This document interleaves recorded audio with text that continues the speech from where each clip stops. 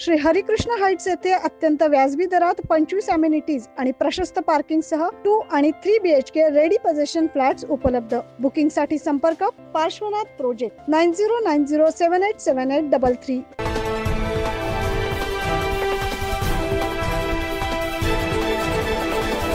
Nashik road Maldhakka परिसरातील गाडेकरमळा येथे असलेल्या सिटीलिंक बस डेपोच्या आवारात एका 5 वर्षाच्या चिमुरडीला सिटीलिंक बसने धडक दिली असता तिचा जागीच मृत्यू झाल्याची घटना समोर आली आहे। सानू सागर गवई असं मृत झालेल्या चिमुरडीचं नाव आहे। अपघातानंतर संतप्त जमाव सिटीलिंक बसच्या व्यवस्थापनाला जबाबदार धरत कारवाईची मागणी करत आहेत।